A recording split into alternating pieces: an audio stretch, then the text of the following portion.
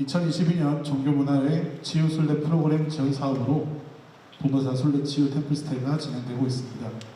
문화체육관광부에서 지방자치단체 양산시의 탁월한 종교문화 자원을 활용하여 종교관광 활성화를 하고자 하는 사업임을 말씀드립니다.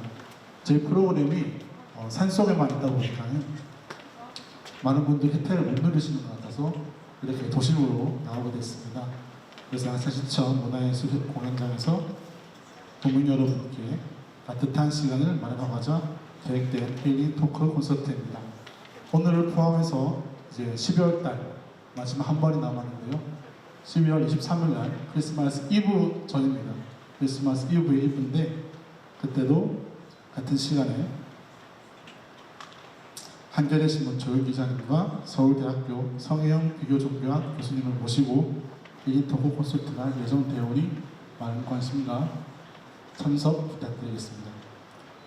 네, 먼저 오늘 이제 콘서트를 강의해 주실 하성룡 미술티너 신부님의 양력부터 짧게 설명해 드리도록 하겠습니다. 네, 하성룡 미술티너 신부님은 2003년 가톨릭대학교 신학과에 입학하셨고 2009년 서울대교구 사제석품을 받으셨습니다. 현재 서울대교구 사회사무국 부국장 겸 정의평화위원회 위원장으로 활동하고 계십니다. 사당 5동 성당보좌, 신월동 성당보좌, 신청동 성당 제1보좌, 하계동 성당 부주임을 역임하셨습니다.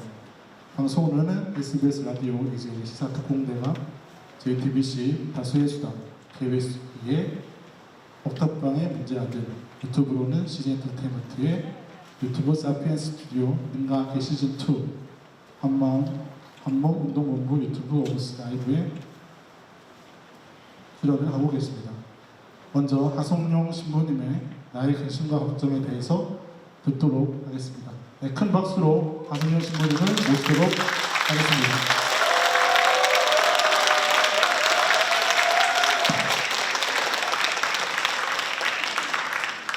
일단 인사를 드리겠습니다. 반갑습니다.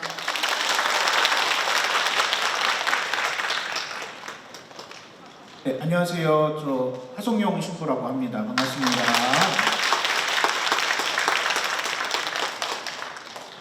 예, 저는 성진 스님입니다. 잠시 이제 저희가 서울 촌놈이어가지고 사는 곳이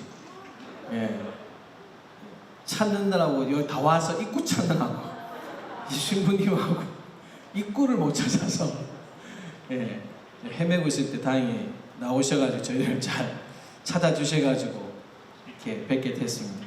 저희가 이제 오늘 신부님과는 저희들이 그동안에 이제 함께 또 목사님이나 교우님과 함께 활동을 하면서 이제 활동이 다른 게 아니라 이제 종교라고 하는 큰 틀 속에서 모여서 또 종교를 가지고 있지 않은 분들도 만나 뵙고 또 각각의 종교를 가지신 분들도 뵙고 이제 그러면서 또 삶의 이야기를 나누고 또 각자의 종교인들이 가지고 있는 또 마음의 이야기를 던져주는 이제 그렇게 활동을 하고 있습니다. 오늘 기본적으로 통도사에 계시는 여러 스님들 그리고 양산시에서도 이런 기회를 주셔서 먼저 이제 감사하다는 말씀을 먼저 드리겠습니다. 감사합니다.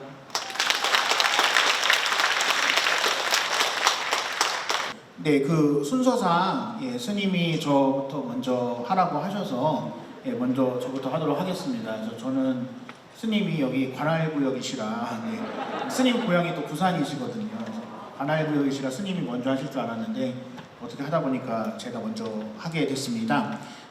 저는 뭐 양산이나 이게 통도사와 큰 연관성은 없습니다. 이제 외모적으로만 이제 스님들하고 비슷한 거지 큰 연관은 없고요. 굳이 뭐 경상도와의 연관을 따져보자면 제가 이제 고등학교 때 포항제철공업고등학교를 다녔습니다. 그래서 여기 옆에 포항에 그래서 포항제철공업고등학교 3년 다녔고요. 그리고 졸업하고 이제 포스코 포항제철에서 1년 동안 근무했고 그래서 이제 경상도의 나름대로 2년은 경북 포항에서 4년 동안 사는 거 그 2년밖에 없고요. 그래서 오늘 제가 먼저 매도 먼저 받는 게 낫다고 스님보다 먼저 제 나름대로의 강연을 하도록 하겠습니다. 처음에 스님께서 이제 저희가 양산에 가서 이제 토크 콘서트 강연을 해야 되는데 어떤 주제를 할 거냐라고 말씀을 하셔서 마침 또 스님 책도 제목도 내 걱정이 어디서 왔을까여서 저도 스님하고 이제 컨셉을 맞추는 차원에서 저는 이제 나의 근심과 걱정이라고 정했는데요. 제가 이제 나의 근심과 걱정이라고 정한 거는 어떤 저 자신의 근심과 걱정이라기보다는 우리가 이 세상을 살아가면서 대부분의 사람들이 가지고 있는 그런 근심과 걱정에 대해서 교회적인, 천주교회적인 입장에서 그리고 또 저한테 그런 거를 상담하시는 분들한테 천주교회적인 입장에서 어떻게 말씀을 드렸는가, 그거를 여기 계신 분들과 함께 나누고자 합니다. 그래서 여기 계신 분들의 이제 주 종교가 이제 뭐 불교, 전부 다 불교이실 수도 있고 아니면 불교 아닐 수도 있고, 혹시 이제 그리스도교 신자, 뭐 천주교든 개신교든 그리스도교 신자가 있으신지는 모르겠지만 어쨌든 근심과 걱정이라는 모든 인간이 공통적으로 가지고 있는 그런 고민들에 대해서 교회는, 천주교회는 어떻게 이야기를 하는가에 대해서 들어보실 수 있는 시간이 되셨으면 좋겠습니다.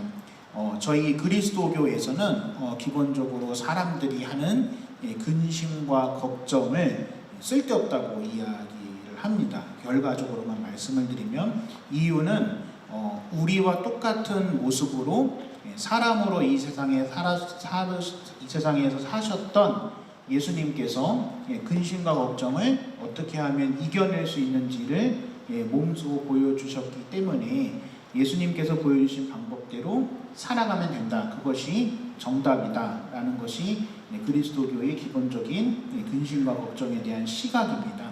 그래서 우리 그리스도교에서의 어떤 예수님을 인격화된 하느님이라고 이야기를 하거든요. 그래서 세계의 종교들이 많이 있지만 다른 종교들에서는 신이 어떤 재미를 위해서 아니면 뭐 자기들끼리 내기를 위해서 아니면 정말 그 신의 세상에서 너무나 무료하게 살아서 할 일이 너무 없어가지고 심심해서 사람이 된 적은 있었지만 사람의 근심과 걱정을 본인이 스스로 떠안고 그것을 사람들의 근심과 걱정을 떠안고서 그것을 해결해 주기 위해서 왔던 신이 이제 그리스도교에서는 예수님이라고 얘기를 하고 그것을 우리 그리스도교에서는 인격화된 하느님이라고 이야기를 합니다. 그래서 사람보다 사람을 더 잘 아는 예수님, 그리고 사람보다 사람을 더 사랑했던 예수님, 그래서 그리스도교에서는 그렇게 이야기를 하고 있기 때문에 대부분의 사람들이 가지고 있는 근심과 걱정에 대한 시각을 한마디로 얘기를 하면 그리스도교에서는 쓸데없는 근심과 걱정이 있다라고 이야기를 합니다. 근데 아무리 이 교리에서 또 종교에서 그렇게 얘기를 한다고 하더라도 현실적인 근심과 걱정을 떨쳐낼 수는 없는 거잖아요. 그렇죠? 그래서 현실적으로 겪고 있는 근심과 걱정을 이제 그리스도교에서는 그냥 전부 다 쓸데없다고 이야기를 하질 않고 그것이 예수님의 길을 따라가는 데 있어서 아니면 신앙생활을 하는 데 있어서 도움이 되는 근심과 걱정이 뭐냐라고 물어봤을 때 그리스도교에서 얘기하는 거는 근심과 걱정을 하면서 무엇이든 하고 있는 사람, 그 근심과 걱정은 어떤 형태의 근심과 걱정이든 간에 도움이 된다라고 이야기를 하고요. 우리 주변에 보면 왜 근심과 걱정에 사로잡혀서 아무것도 안 하는 사람 있잖아요. 그러니까 아무것도 안 하는 근심 걱정은 정말로 쓸데없는 근심 걱정이고 내가 무언가를 하면서 이게 잘 될까? 내가 잘 하고 있는 걸까? 아니면 그냥 아예 처음부터 시작하지 말았어야 되는 건가? 아니면 지금이라도 그만둬야 되는 건가? 이런 것들에 대한 근심 걱정을 무언가를 하고 있으면 그것은 도움이 되는 그리고 좋은 근심 걱정이라고 이야기를 합니다.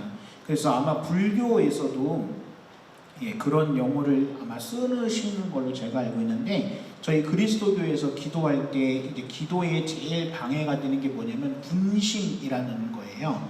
분심이 한마디로 잡생각이거든요. 그러니까 내가 하느님을 만나고자 기도를 하는데 집에 가스불은 끄고 왔는지 그 다음에 내가 뭐 약속이 있는데 약속을 까먹은 건 아닌지 아니면 기도한 지 얼마나 됐는지 실론 이렇게 뜨면서 한 지 5분밖에 안 됐네 이런 것도 다 근심 걱정에 들어가는 거잖아요. 근데 그런 분심에 사람이 사로잡히게 되는 것은 교회에서는 당연한 거라고 이야기를 하는데 그 이유는 아까 말씀드린 것처럼 내가 기도하러 왔기 때문에 이 분심은 당연한 거고요. 만약에 예를 들어서 집에서 텔레비 보고 있으면서 성당에 가야 되는데 그러면서 텔레비를 계속 보고 있어요. 아니면 성당에 가야 되는데 씻어야지 그러면서 1시간 있다 씻어야지 2시간 있다 씻어야지 이런 거는 이제 성당에서는 이제 쓸데없는 걱정이라고 얘기를 하는 분심이라고 얘기를 하는 거고, 아까 말씀드린 것처럼 성당에 와서 앉아있는 분심은 자연스럽다. 그래서 성당에서 만약에 내가 분심 가운데 있다라고 한다면 어쩌면 하느님이 원하는 거는 기도를 하는 게 아니라 그 분심을 지금 해결하는 거를 하느님이 원한다라고도 이야기를 하기도 하거든요. 그러니까 예를 들어서 내가 성당에서 기도하려고 그러는데 가스불 때문에 너무 불안해요. 근데 대개의 경우 집에 가보면 가스불은 잘 끄고 나왔어요. 그죠? 하지만 만에 하나 안 끄고 나왔다면 불이 날 수도 있는 거잖아요. 그렇죠? 그렇기 때문에 성당 안에서 생기는 그런 분심이 만약에 든다면 그 분심을 먼저 해결하는 게 그게 하느님이 원하시는 거고, 그거는 진정한 의미에서의 분심이 아니라 정말로 나나 다른 사람을 위한 올바른 좋은 근심과 걱정이라고 이야기를 합니다. 그래서 그리스도교에서 근심과 걱정 중에 좋은 것은 내가 무언가를 하면서 인간적으로 어쩔 수 없이 가질 수밖에 없는 나 자신에 대한 확신도 없고 내가 살아가고 있는 세상이나 내가 만나고 있는 사람에 대한 확신이 없고, 그럴 때 오히려 좋은 근심과 걱정은 더 하느님께 의탁하게 만드는, 하느님은 완전한 존재고 부족함이 없어진 존재고 항상 그 자리에 있는 존재이기 때문에 나의 불완전성을 하느님을 통해서 채울 수 있는 한 방편으로 좋은 근심과 걱정이 있다라고 그리스도교에서는 이야기를 하고요. 이제 안 좋은 근심과 걱정이라는 것은 아무것도 안 하면서 이 근심과 걱정에만 사로잡혀 있는 사람을 안 좋은 근심과 걱정이라고 이야기를 합니다. 그리고 무엇보다도 사람이 어떤 것을 하면 그 학습이 되잖아요. 무엇이든 하면. 그래서 이제 그리스도교에서는 선행을 하는 데에도 경향이 있고 악행을 하는데도 경향이 있다고 얘기를 하거든요. 한번 좋은 일을 했는데 내가 좋은 의도로 좋은 일을 한 건 아니에요, 솔직히. 근데 사람들이 좋은 사람이다, 너 착한 사람이다, 훌륭한 사람이다라고 얘기를 하면 그 칭찬의 맛이 좋아서 다음에는 좋은 마음을 가지고도 선행을 할 수 있다. 이걸 좋은 경향, 선의 경향이라고 이야기를 하고요. 악의 경향은 뭐냐면 내가 악한 마음을 가지고서 어떤 일을 했는데 내가 생각했던 것보다 악한 결과가 더 크게 나오거나 아니면 사람들에게 더 크게 비난을 받게 되면 거꾸로 어차피 이렇게 된 바에는 그냥 나쁘게 살아야 되겠다라고 빠질 수 있다라고 이야기를 하는데요. 근심과 걱정도 마찬가지로 좋은 근심과 걱정은 항상은 아니지만 대개의 경우에는 좋은 결과를 가져옵니다. 옆에 있는 사람들이 잘하고 있다, 열심히 하고 있다, 그렇게 하면 될 거다. 만약에 잘 안 됐다면 이번에는 잘 안 됐지만 다음에 잘 될 거다. 그래서 내가 근심과 걱정만 하는 게 중요한 게 아니라 무언가를 하고 있는 게 중요하다라는 생각이 사람에게 들어가기 때문에 좋은 근심과 걱정이라고 이야기를 하고요. 나쁜 근심과 걱정은 생각만 하고 아무것도 안 하는 거예요. 나 이거 해야 되는데. 그럼 옆에 있는 사람이 그래 그러면 해. 근데 나 힘들어. 근데 힘들어도 해. 내가 도와줄게. 근데 나 힘들어서 못하겠어. 아무것도. 그러면 내가 이번엔 해줄 테니까 다음엔 네가 해. 라고 할 때 아무리 친한 사람이고 아무리 가까운 사람이고 아무리 좋은 사람이라고 하더라도 그 사람의 그런 부정적인 생각 때문에 지친다는 거예요. 그래서 저희 천주교에서 제가 성당에 있을 때 신자분들이 여러 가지 형태의 면담을 많이 하시는데 그 여러 가지 형태의 면담을 많이 하실 때에 제가 해주는 얘기 중에 하나가 뭐냐면, 예를 들어서 여러분한테 원래 여러분하고 진짜 친한 사람이었어요. 근데 그 사람이 여러분한테 와서 야 진짜 나 미안한데 이만저만해서 100만 원만 빌려줘 라고 할 때 여러분들이 100만 원 이상의 돈이 있어도 그 사람한테 100만 원 줄 수 있고요. 100만 원 밖에 없어도 그 사람한테 100만 원 줄 수 있고요. 여러분들이 100만 원 없어도 내가 빌려서라도 그 사람 줄 수 있어요. 내가 그 사람을 잘 알고 상황을 알고 있다면. 근데 그렇지 않고 자기가 필요할 때는 아는 척 하다가 자기가 안 필요할 때는 안 나타나요. 그래서 갑자기 어느 날 갑자기 여러분들한테 100만 원 빌려달라고 하면 100만 원 이상 있어도 안 빌려주고요. 100만 원만 있으면 당연히 안 빌려주고요. 100만 원이 없으면 굳이 내가 그 사람을 위해서 다른 사람한테 수고로움을 겪지 않는다고 이야기를 하거든요.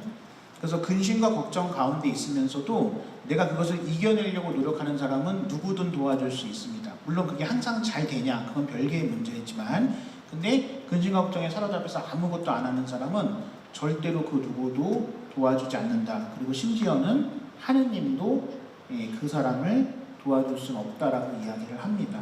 그래서 저희 그리스도교회에서 가장 중요한 것은 좋은 사람이 되기 위해서 아니면 구원받기 위해서 다른 사람하고 잘 지내기 위해서 가장 중요한 포인트가 뭐냐면 의지거든요. 저 사람이 얼마나 의지가 있는 사람이냐. 그래서 요즘에도 그 방송을 하는지는 잘 모르겠는데 인간극장이 요즘에도 하나요? 인간극장에 보시면 제가 신자분들한테도 특히 힘들어하시는 분들, 어려워하시는 분들, 고민 중에 있는 분들한테 자주 드리는 말씀인데 인간극장에 보시면 평범한 우리들보다 여러 가지 상황이 나은 분은 하나도 없어요. 대개의 경우에는 평범한 우리들보다 뭐 많이 못 배웠거나 평범한 우리들보다 상처가 좀 많거나 평범한 우리들보다 어떤 그 외모적인 거나 신체적으로 장애가 있는 분들이거나 근데 그 인간극장에 나오는 분들의 공통적인 모습을 보면 제가 여러분들한테 함부로 드릴 말씀은 아니지만 여기 있는 그 누구보다도 행복해 보여요. 누가 봐도 기쁘게 살고 그러면 우리가 가지고 있는 그 근심걱정 아무것도 안 하면서 갖고 있는 근심걱정이 때로는 인간의 의지를 꺾는 거고 때로는 인간의 의지가 꺾인 사치라고 교회에서는 이야기를 하거든요.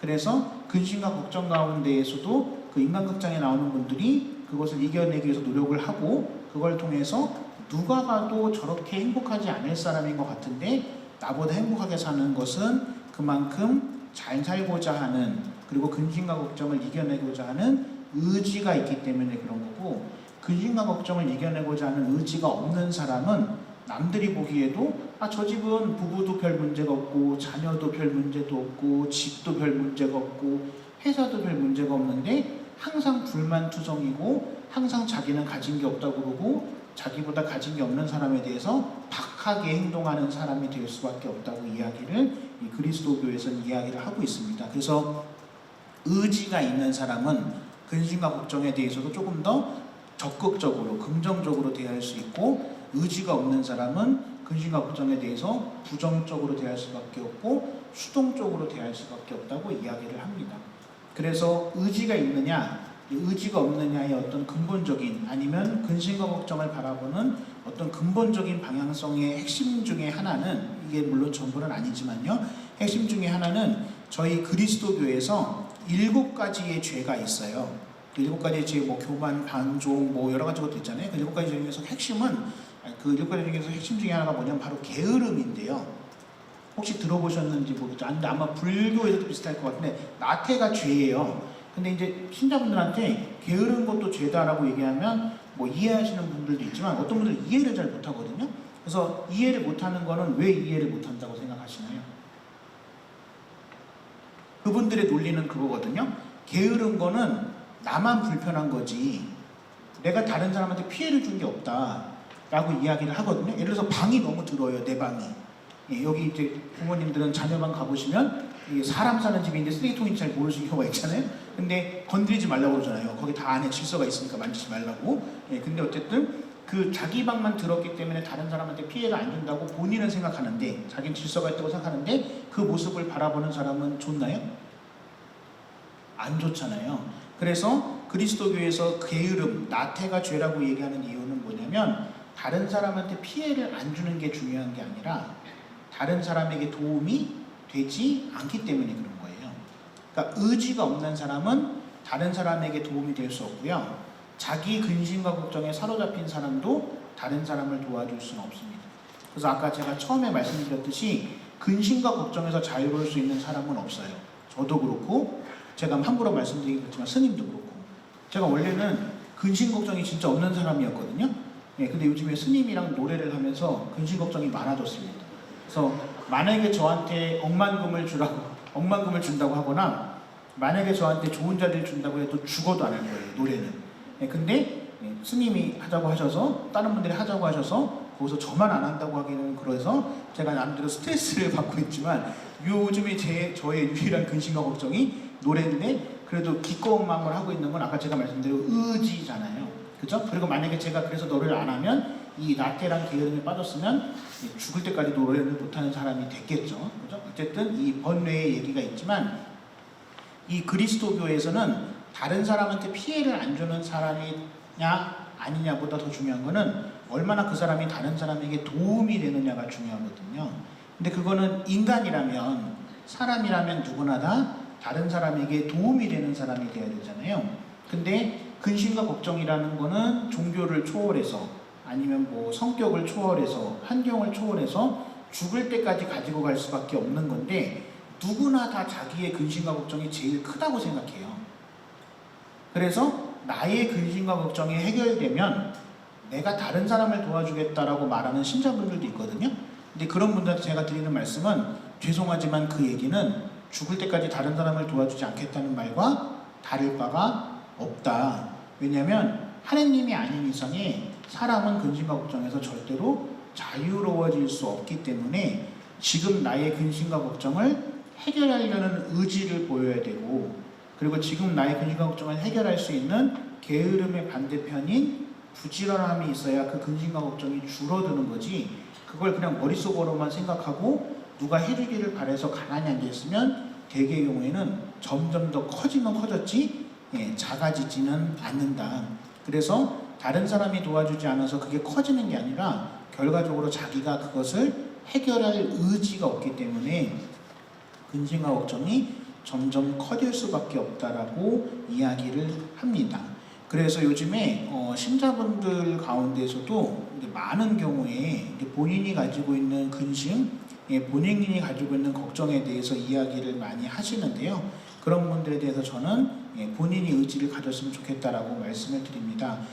더불어서 이제 내일이 수능 날이잖아요. 종교를 초월해서 수능이 가까워지면은 성숙이거든요. 성장도 그렇고 교회도 그렇고 절도 그렇고. 근데 죄송한 말씀이지만 대개의 경우 본인이 원하는 결과를 얻은 사람들은 꾸준히 나왔던 사람들이에요. 수능에 임박해서만, 고등학교 1학년 때는 뭐 성당이든 교회든 절이든 바빠서 안 나가다가 수능에 임박해서 100일 전이든 45일 전이든 뭐 40일 전이든 이렇게 와서 기도하시는 분들 치고 본인이 원했던 것 이상의 성과를 얻은 분을 제가 아직까지는 많이 보지는 못했거든요. 그 이유는 뭐냐면 그 사람이 수능이라는 자기 인생에서 가장 처음 대면했던 중요한 것을 어떻게 대하고 있느냐처럼 보이지만 거기에서 얻어진 경향을 가지고 앞으로도 비슷한 모습을 보일 수밖에 없는 사람이기 때문에 그렇다라고 저희 그리스도교에서는 이야기를 하고 있습니다. 그래서 되게 씁쓸한 거는, 한편으로 씁쓸한 거는 수능이 끝나고 나면은 애들이 별로 없어요. 이제는 아쉬운 게 없으니까. 그래서 성경 구절에도 예수님께서 나병 환자 10명을 고쳐주셨는데 9명은 자기가 원하는 목적을 달성했으니까 사라지고요. 단 한 명만 와서 예수님한테 감사하다고 이야기를 하거든요. 근데 병의 치유를 받았다는 거는 다른 말로 얘기하면 다시는 병이 안 걸린다는 게 아니라 그 병이 나은 거잖아요. 그러니까 살다 보면 다른 병에 또 걸릴 수도 있고요. 그리고 저희 그리스도교에서 더 중요한 것은 병이 나았다고 해서 구원받았다는 건 아니거든요. 너 천국 갈 수 있다를 예수님한테 확실하게 받은 건 아니거든요. 확언받은 게 아니에요. 중요한 거는 병을 나은 게 중요한 게 아니라 구원받는 게 중요한 건데, 그 9명은 병이 지금은 나았는지 모르겠는데 앞으로 병에 걸릴 수도 있고, 그거보다 훨씬 더 중요한 거는 구원받지 못할 수도 있다. 근데 그 한 명은 병도 나았고 앞으로 또 병이 걸릴지는 모르지만 예수님한테 구원받았거든요. 그래서 성경에서 분명히 너는, 예수님이 9명은 어디 갔냐, 너는 너의 죄를 용서받았다. 근데 그게 구원받았다는 이야기거든요.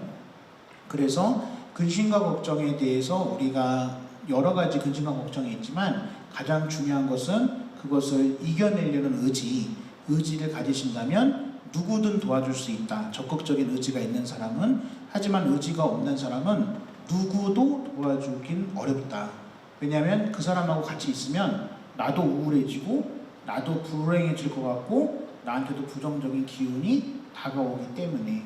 그래서 그런 의지를 발현하는 데 있어서 장애물이 되는 것 중에 하나가 바로 나태나 게으름인데, 그 나태나 게으름도 이겨내야지만 나의 문제를 내가 해결할 의지가 있어야 다른 사람이 도와주는 거지, 아무리 부모님이고 아무리 친구고 아무리 뭐 선생님이고 아무리 하느님이라고 하더라도 스스로 아무것도 안 하는 사람을 도와줄 수는 없다라고 그리스도교에서는 근심과 걱정에 대해서 그러한 시각을 가지고 있습니다. 그래서 저의 제목은 나의 근심과 걱정이었지만 어떤 저 개인에 대한 근심과 걱정이라기보다는 우리 모두의 근심과 걱정에 대한 그리스도교적인 관점, 그리스도교적인 해석에 대해서 말씀을 드렸고, 이제 제 다음 시간은 스님께서 스님이 이제 이 책에 담겨져 있는 또 스님이 생각하시는 근심과 걱정에 대해서 말씀을 해주실 거라고 생각을 합니다.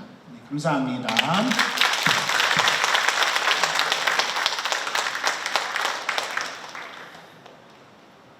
저는 이제 이렇게 신부님하고 같이 이렇게 다니면 이런 자리에서 어떤 공통된 주제를 가지고 공통된 주제를 가지고 이야기를 이렇게 하다 보면은 사실 저 부분은 우리가 너무 같은데 저 부분은 우리는 이렇게 이야기하는데 이런 생각을 가지고 들어서 사실은 굉장히 잘 들립니다. 이제 왜냐하면 관심 분야가 같기 때문에 늘 이제 신부님뿐만 아니라 다른 이제 목사님이라든지 교무님, 혼불교 교무님도 있고 다니면서 제일 좋은 거는 내가 두 번 다시, 저는 사실은 물론 이제 신부님 초청하면 이제 저는 명동성당도 가봤고 했지만 사실상 내 옆에 종교인이 가지고 있는 생각을 잘 들을 수 없습니다. 제가 뭐 교회 가서 들을 수도 없고, 그래서 굉장히 이렇게 이런 기회를 통해서 들을 때마다 굉장히 새롭고요. 이래서 또 이 부분은 종교적으로 굉장히 같다라고 한 동질성도 많이 느끼고, 이 표현은 신부님이 이렇게 하는구나. 그래서 실제로 다음에 다른 장소에 신부님 안 계신 장소에서는 써먹기도 합니다. 오늘도 저는 이제 신부님 하시는 이야기 들으면서 굉장히 메모를 좀 했어요. 다음에 신부님 안 계신 자리에서 난 이걸 꼭 한번 써야겠다. 그런데 사실 저희가 이제 오늘 이 부탁을 받고 이제 주제를 정할 때도 물론 이제 걱정이라는 관심, 근심이라는 관심에 대해서 사실 저희들에게 가장 찾아오시는 분들 중에 90% 이상은 좋은 일에 만나기는 사실 너무 좋아서 왔습니다. 이 분을 만나기가 그렇게 많지 않습니다. 10분이 오시면 정말 오늘 예를 들은 것처럼 저도 정말 되게 신기했어요. 나환자분들을 한센병 환자를 치료하셨는데 까지만 저는 알고 있는데 9명이 그냥 갔다는 사실은 오늘 신부님한테 처음 들었습니다. 그래서 우리 절도 비슷한데 이게 좋은 일에도 항상 오시고 근심에도 오시는 분들을 볼 때는 늘 오히려 좋고 나쁜 거에 한 개씩 신심이 올라가는데 나쁜 일에 오셔서 좋아졌을 때는 다음 나쁜 일 생기기 전까지는 뵙기가 어려울 수 있어요. 들으면서 그렇지, 참 비슷한 생각이 했는데 역시 같구나 라는 생각을 가졌습니다. 오늘 저는 이제 간단하게 여러분들 이제 보시는데 이제 그냥 심심하실까봐 제가 이제 미리 우리 스님께서 당황하지 말라고 공용장 사진을 보내주셨는데 너무 크더라고요. 너무 커서 걱정을 좀 했습니다. 이렇게 큰 데로 무리를 부르셨구나. 작은 데도 충분할 것 같다는 생각을 하면서 사실 먼저 본 건 소공연장이었는데 대공연장 오시라 가지고 그래서 이제 그냥 몇 가지 여러분들한테 화면이 일단 너무 컸습니다. 그래서 화면을 보는데 조금 그냥 도움 되시라고 이제 준비를 한 게 있는데요. 제가 잘못 눌렀습니다. 밑에 걸. 여러분들 이거 보시면은 이게 뭐라고 알고 계신가요? 램프. 무슨 램프죠? 예, 요술 램프. 이거 어디서 이거 이야기 어디서 많이 들으셨어요? 알라딘. 예, 그렇죠. 요거 문지르면 누가 나옵니까? 지니. 지니가 뭘 해주는 거죠? 예, 요거는 긍정적인 스토리. 자, 제가 이 첫 장면에서 여기 돌은 근심입니다.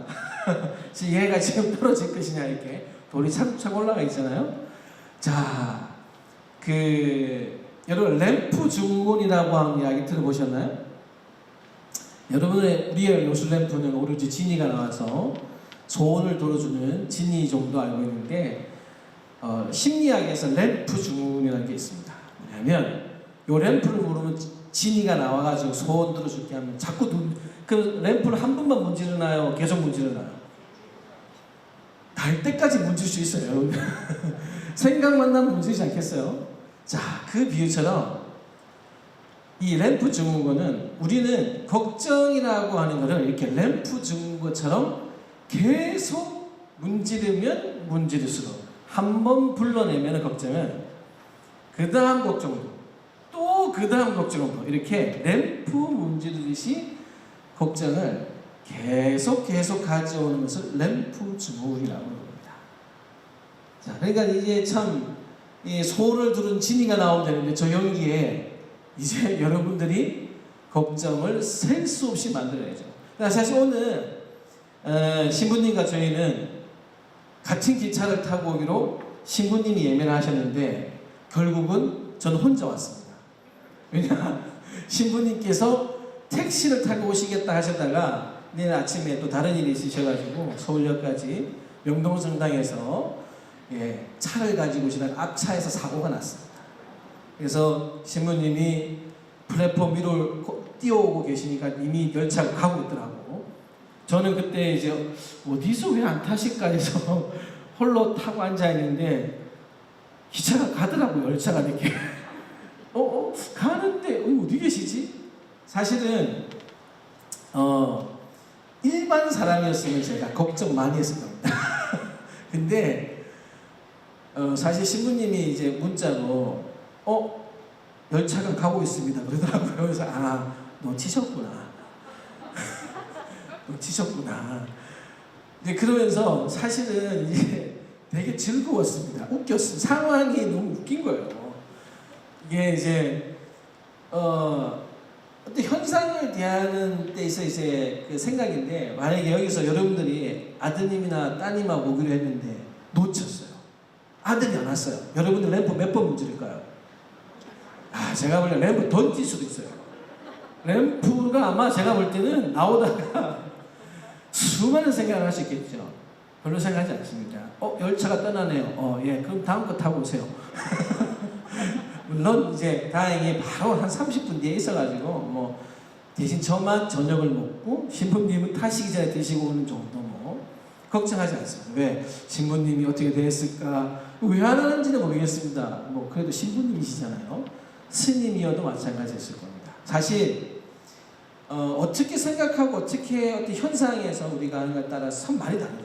그래서 오늘 오면서도 참 두 솔촌놈이 문화예술가 입구를 못 찾아가지고 주차장부터 절로 갔다가 다시 이제 오다가 어느 노보살님을 만나서 일로 그분도 저희한테 물으시더라고요. 어디냐고. 그래서 저희도 모르는데 불박은 쪽으로 가시자고 직원분이 미리 보내주셔서 그래도 조금 늦었지만 왔었는데요. 사실 저희들이 가지고 있는 걱정이나 이런 거는 한 현상이 생겼을 때 아마 100가지 불러오라고 그러면은 100가지 불러왔을 거예요. 이제 대신 이런 게 있잖아요. 이 램프 증후군이라고 하는 왜 우린 자꾸 문지를까? 사실 이게 이제 주제인가요, 오늘? 왜 우리 이걸 자꾸 이렇게 문지르지? 소원을 들어주는 것도 아닌데? 걱정이 많으면 소원이 많이 들어주나요? 안 그렇잖아요. 자, 근데 왜 그럴까? 자, 이 숫자를 여러분들 이 4%라는 숫자가 뭘까요? 100% 중에 4%. 여러분의 이자는 이미 이걸 넘어섰기 때문에 이자율도 아니고 4% 과연 여러분이 4%가요. 미국의 심리학 젤렌스키라고 하는 심리학자가 연구한 거예요. 사람의 걱정 중에 여러 사람들이 걱정을 쓰게 하고요. 이 걱정 중에 실현 가능한 걱정이 몇 %일까? 이 4%는요. 그 실험의 대상들이 평균적으로 스스로가 실현 가능한 걱정은 4%밖에 없었다는 거예요. 96%는 실현 불가능한 걱정을 하고 있다는 거예요. 예를 들면 오늘 신부님이나 저희가 이제 열차에서 이미 열차 가고 있습니다. 자, 여기서 그쳐야 되는 거죠. 왜? 다음 차 있지 않습니까? 경부선이 가고 있기 때문에 충분히 많습니다. 왜 저는 이렇게 생각하느냐? 어차피 다른 상황을 생각해봐야 바꿀 수 없습니다. 그냥 왜 지금부터는 저는 아주 편안하게 자면서 이제 열차 타고 오는 게 제일 좋은 방법입니다. 여기서 우리 신부님이 다음 차 과연 탈 수 있을까? 편안히 있을까? 뭐 이걸 가잖아요. 제가 해결할 수 있을까요? 없을까요? 96%에 가는 겁니다. 4%는 뭘까요? 자는 거죠, 그냥. 희망으로 알아서 오시겠지. 뭐 신부님이시니까 알아서 오시지 않아요. 정말 알아서 오셨는데. 자, 실제로 이렇게 램프 증후군은 100번 문질러도 실현 가능한 거는 4번 불과하다. 근데 왜 그러면은 4%밖에 되지 않는 이 많은 이 실현 불가능한 96%의 걱정을 왜 하는 걸까? 여러분들, 자, 우리는 왜 하는 걸까? 자, 요거 뭘까요? 뭐로 보이십니까? 이거. 양 크게 하세요? 심장. 이거는 굉장히 의학 쪽에서 일을 하세요? 이걸 보고 심장, 대부분 이걸 보면 뭐로 생각하나요? 하트, 심장은 맞죠. 근데 뭐 사랑, 마음 이쪽으로 가시죠? 자, 96% 중에 여러분들이 그 96% 중에 이게 한 모습이 있습니다. 이게 뭘까요? 사랑에서 생기는 걱정. 저는 이걸 이제 우리가 걱정 중에, 여러분의 걱정 중에 걱정 중에 지금 이 순간 제일 걱정되는 것 중에 한 뽑으라고 했을 때 자식 없는 분들은 스스로일 거고, 자식이 있은 분들은 제일 걱정이 뭡니까? 1순위로 가면은 남편이 올라가시나요? 부인이 올라가시나요? 누가 올라가죠? 자식이, 저의 경험상 신부님도 마찬가지죠. 오신 신자분들은 다 가톨릭이나 불교나 자식이 있는 분들은 걱정의 1순위가 자식입니다. 저는 어떨까요? 저희 모친 오신지 모르겠습니다. 오셨는지 모르겠는데 저희 모친은 신부님 제 어느 날 이야기하다가 너무 똑같다 느꼈는데 저희 신부님도 신부님 모친과 5분 이상 통화를 못 하신답니다.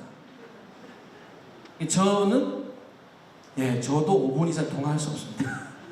참 이제 그것 때마다 다른 신도분과는 가능합니다. 훨씬 긴 시간 통화할 수 있습니다. 그래서 늘 반성했거든요. 그래서 예전에는 15분을 넘기려고 이렇게 전화기를 이렇게 실제로 이렇게 앞에 좀 떨어뜨려서 이렇게 마음을 멀리하고 싶은데 이제 그게 잘 안, 전화기라도 떨어뜨려서 5분을 넘겨보려고 한 노력을 한 적도 있어요. 신부님이 답을 주셨어요. 저희 고민은 뭐냐? 신부님도 왜 5분을 통화를 못하느냐? 신부님 동기들도 마찬가지로 하시더라고요. 왜? 5분이 넘어가면은 잔소리를 하신답니다. 자, 그 글을 듣고 이게 답이다. 신부님께서도 어머님이 신부인 아들에게 그만 잔소리, 즉 오늘 신부님 표현하신 쓸데없는 걱정을 막아야 되는데 요 막는 물리적 시간이 5분을 넘어가면 안 된다. 5분 이후부터는 밥 어떻게 부터 이제 쫙 나오죠. 자, 저도 마찬가지입니다. 저희 모친께서 이제 전화를 하시면 전 출가한 지가 22살 대학교 때 출가를 해서 대학교 때 30년이 넘었습니다. 예, 자식이 없죠. 며느리도 없어요. 이미 여러분들보다는 걱정을 할 대상이 훨씬 적습니다. 그런데도 저희 모친께서는 저를 붙잡고 초하루 날 신도가 몇 명 왔는지도 걱정하십니다. 이게 4%에 들어갈까요? 96%에 들어갈까요? 96%. 그리고 가끔 저희 어머님이 이제 제가 그 화면에 나오는 걸 보고 어떨 때는 제가 깜짝 놀랄 게 있는데 너무 요즘 야유어 보이신다는 표현을 쓰십니다. 여러분들 진짜 저를 지금 눈으로 보시지만 TV보다 제가 부어 보이나요? 이렇게 좀 줄어들어 보이나요? 예, 저 그렇게 물론 제가 원래 등치가 있는 사람이어서 TV가 1.5배 부어 보입니다. 그럼에도 불구하고 저희 어머님 눈에는 96%까지 4%일까요? 근데 그 마음은 뭘까요? 사실은 이제 그 사랑인 건 아니다. 그러니까 사실 부모님들은 사랑을 걱정으로 표현합니다. 그러니까 사랑하는데 이 표현의 방법을 걱정으로 해야 되는 거야. 일찍 들어왔느냐, 늦게 들어왔느냐, 무엇을 어떻게 했느냐, 회사는 사실 회사 일을 어머니가 대신할 수 없기 때문에 어차피 아이들이 자식들 책임지고 살아야 되죠. 감당도 해야 되는데 왜 물을까? 결혼을 해도 묻습니다. 마찬가지로. 어차피 살아줄 수도 없고 거의 시대 내가 할 수 없는 96%인데 왜 그렇게 계속 물어볼 수밖에 없느냐? 사랑의 표현을 정확하게 안타깝지만 우리 환경이 자라는 부모님들은 잘 모릅니다. 그래서 신님과 신부님이 싫어하는 그 5분의 물리적 시간 이후부터는 걱정으로 사랑을 표현하잖아요. 사실 이제 저도 그렇고 저는 우리 신부님 마찬가지라고 생각하는 게 부모님 걱정을 저희는 이제 부모님 걱정하기보다는 이제 축원을 발언을 합니다. 하는데 습관이 이렇게 된 거죠. 선생님들은 발언문을 예불을 할 때마다 읽어요. 여러분들이 기도를 올려주면은 그분들에 대해서 이제 뭐가 이루어졌으면 좋겠습니다. 이렇게 축원을 의식에 들어가 있어요. 그러다 보니까 누가 무슨 말씀을 하시면 그거를 손으로 이렇게 발언으로 하는 연습이 많아요. 저도 제 아버님이 건강히 약주를 더 많이 드셨을까 적게 이런 걱정을 하지 않습니다. 해봐야 어차피 당신이 드실 거니까. 대신 저는 어떻게 하느냐, 건강하셨으면 좋겠다 라는 발언을 하지 지금 흔히 하는 표현식이 앞에 하는 표현을 하진 않습니다. 근데 이제 걱정을 저는 이제 어머님께서 하실 때 사랑하니까 자식을 30년 전에 빠이빠이 하고 절에 들어와 있었어도 그래도 아들이라고 사랑하시기 때문에 초하루 신도 걱정을 해주시는 그 사랑을 익히 알지만 그러나 그 습관은 사실은 좋지 않습니다. 왜 사랑을 굳이 걱정을 할까요? 저는 제 상자가 있거든요. 2사람이 있습니다. 상자가 있는데 저는 제 상자를 걱정하지 않습니다. 그거는 제가 은사 선생님 배우고 저희 은사 선생님도 저를 잘하는 게 아니라 꼭 매일 축원을 해주신다는 말씀을 하세요. 그러니까 늘 이제 그런 말씀을 하시는 거예요. 그리고 제가 가끔 저희 은사 선생님 입장하셨는데 전화를 받을 때 걱정을 하시면서 질문을 거의 안 하셨어요. 그게 이제 지한 뒤에 제가 느꼈던 거예요. 그래서 저희 은사 선생님과 통화를 저는 오래 하고 싶은데 당신이 일찍 끊으시는 거예요. 이게 차이가 뭘까? 저희 의사 선생님은 제자에게 그렇게 연락을 오거나 봤을 때 그런 걱정은 하지 않으시다. 이거 어떻게 질문을 더 많이 들으셨지. 그러니까 제가 질문을 안 하면 끊으시는 거예요. 그러니까 질문을 하면 답을 하기 때문에 사실은 꼭 저희 어머님 같은 사랑의 걱정의 표현이 아니더라도 오히려 다른 부분의 표현에서도 충분히 느낄 수 있겠더라고요. 여러분들도 아무리 이제 사랑의 표현으로 우리가 걱정하는데 그건 습관입니다. 좋게 물을 수 있는 거야 오히려. 그냥 희망을 말해주면 되는 게 더 필요한 겁니다 사실은. 거꾸로 하면 되거든요 그냥. 근데 그걸 걱정으로 들어가면은 그다음부터는 신부님과 저 같은 사람들은 전화기를 끊고 싶어지는 거죠. 자 그러면 그런 이 사랑도 걱정인 것으로 하는 것이 습관이 되고 램프 요정처럼 하는 부정적 측면도 있는데 오늘 신부님도 오늘 참 제가 들으면서 표결에 좋은 걱정 사실 좋은 걱정이 있어요. 자 이게 거한사위 사증유비 유비무환 유비무환 많이 들어보셨죠? 이거 뭐 유비무환 누가 행보로 제일 많이 알고 계시죠? 유비무환 혹시 임진왜란 비슷할 때 서해 유송령의 그게 사실 유비무환은 중국 고서에 많이 나옵니다. 고사에. 그런데 아마 이 유비무환에 대한 이야기라면 징비록 통해서 특히 서해 유송령 선생님에 대한 이야기가 많이 나오는데요. 자, 이 뜻이 뭐냐면 이거예요. 편안하게 지낼 적에 위태로움을 생각하라. 생각하면 대비가 있게 되고 대비가 있으면 무엇이 없어진다? 근심이 없어진다. 자, 이거는 이제 여러분들 오늘 신부님도 말씀한 그 좋은 걱정입니다. 걱정이 다 나쁜 거 아니에요. 근데 걱정은 한 뒤에 오늘 의지라고 제가 듣고 대단히 저는 이제 여러분들 더 잘 들리는 게 계속 생각하니까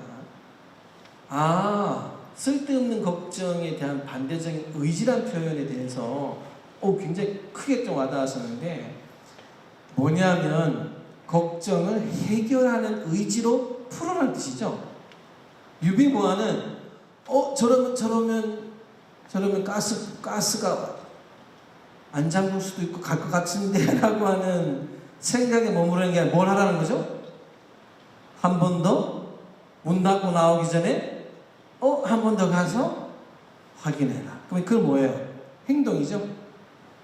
행동은 의지가 있어서 나와야 되는 거예요. 여러분들. 좋은 걱정은 사실 저도 오늘 준비한 게 좋은 걱정은 행동이 가는 거예요. 좋은 걱정은 의지를 가지고 그 걱정을 해결하기 위한 행동을 합니다. 내일이 뭡니까? 수능. 혹시 여기에 저희 누님 가족은 딸이 수능인 거 알고 여기 혹시 내일 수능 치는 가족이 있는 분이 계시나요? 네네. 한 분. 용감하죠? 자제분이세요? 자제분이신가요? 어떻게 집에 들어가시려고? 뭐라고 안 하나요? 저게 더 낫다고 좀 봅니다. 왜냐하면 제가 저희 누님 가족에게 우리 신부님이 내일이 수능인데 따님이 여기 이렇게 저희를 데려다 주시면 딸이 서운하다고 하지 않나요? 딸이 뭐라고 할게요? 딸이 뭐라고 했겠습니까? 없으니 헐 좋다. 있었으면 지금 어떻게 할까요? 필요한 게 없냐? 내일 일찍 자야 되지 않느냐? 뭘 챙겼느냐? 과연 가만히 있을 수 있을까요? 우리 한국 어머니상 가만히 못 있을까요? 가만히 못 있습니다. 저렇게 차라리 오늘 오셔서 듣고 가시는 게 맞습니다. 사실 뭘 해줄 게 없잖아요. 자, 그래서 이 좋은 걱정들은 여러분들이 내가 지금 가진 걱정 중에 내가 지금 의지로 행동할 수 있는 거를 갈로를 치보세요. 바로 행동할 수 있는 거. 그러면 그거는 좋은 걱정 쪽에 들어가는 거예요. 아시겠죠? 다음. 자, 요게 이제 찾지 못한 도구는 새 것을 사자마자 눈에 보인다. 있죠? 꼭 나와요. 차를 세차한 날 혹은 다음 날 꼭 비가 온다. 저는 저만 그런 줄 알았어요. 저만 그런 줄 알았는데 모든 차를 가지신 분들 비슷하더라고요. 급한 일로 엘리베이터를 기다리면 꼭 맨 2층에서 내려온다. 맞나요? 이거 되게 말씀 많이 하시더라고요. 저는 뭐 아파트에 굳이 살지 않기 때문에 못 느끼는 건데, 말씀하시죠. 그 다음에 전화번호를 잘못 눌렀을 때 통화 중인 경우는 없다. 맞나요? 그렇죠. 신기해요. 다른 쪽 줄이 더 빨리 줄어든다. 빵이 떨어지면 항상 잼이나 뭘 바른 쪽으로 떨어진다. 그냥 이렇게 떨어지니까 뒤에는 뭐 살짝 배워 먹으면 될 것 같은데 그렇지 않죠? 자, 급하게 문서를 출력할 때 멀쩡하던 프린터 고장난다. 전 이거 어제 겪었습니다. 정말 제가 이제 굉장히 저희 사인 스님이 해발 700에 사시는데 차 타고 거기서 올라가서 서류를 갖다 드려야 되는데 프린터가 작동을 안 하는 겁니다. 그거 고치다가 더 늦었습니다. 그래서 제가 이거는 맞으면 제가 쓴 건 아닌데, 자, 이런 거 흔히 뭐라고 혹시 하는지 아세요? 우리 오늘 신부님 양산 강연하는데 앞에 차 사고 났어. 머피의 법칙 맞죠? 머피의 법칙 맞습니다. 근데 사실 여러분들 이 머피의 법칙이라고 하는 거는 정말 희한하게요. 여러분들 머피라는 사람이 있어요.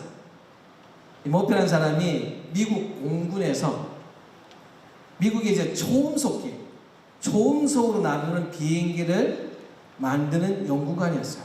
머피라는 사람이. 그 사람 역할이 뭐냐면요. 초음수로 날아갈 때 인간이 얼마나 신체적 하중을 받는지를 연구하는 사람이에요.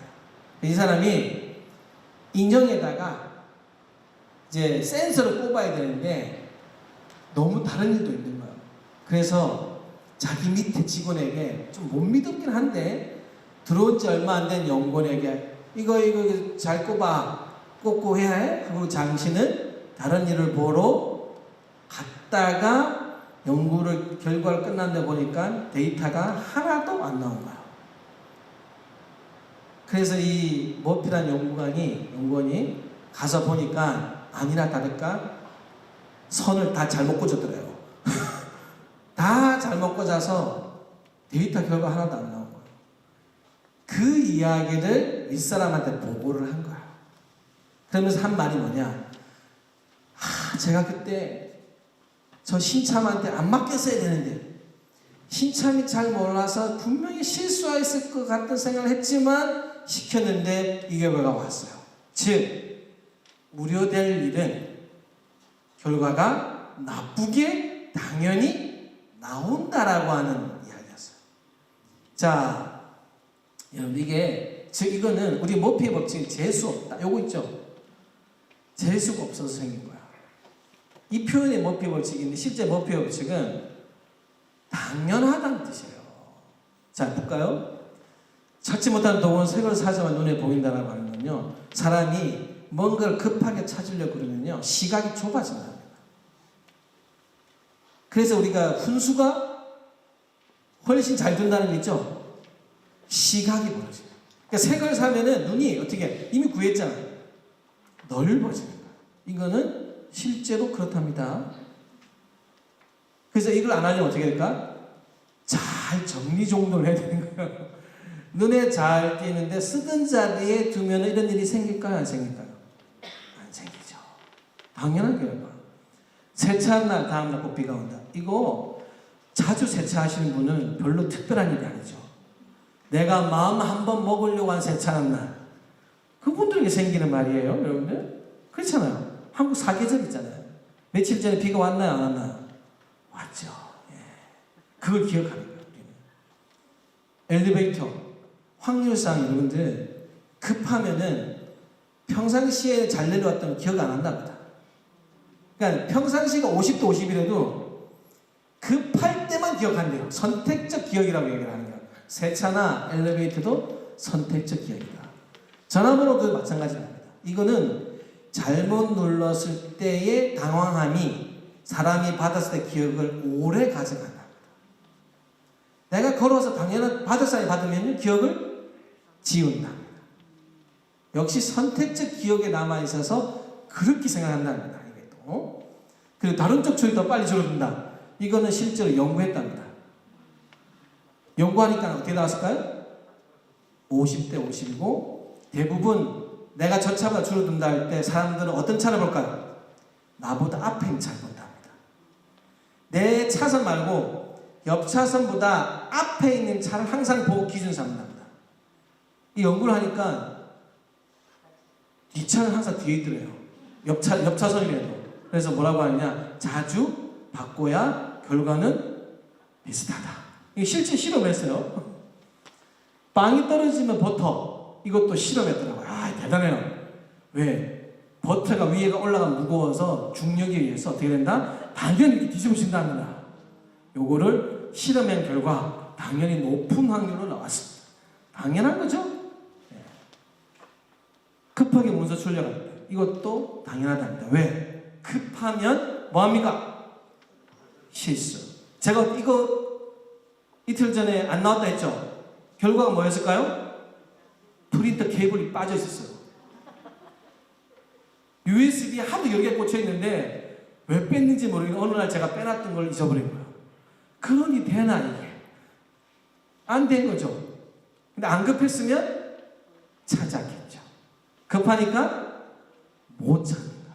자, 이렇게 우리는 이것을 이제 머피의 법칙이라고 표현을 하지만 실제로는 이거는 당연한 것은 걱정이라고 그럴까.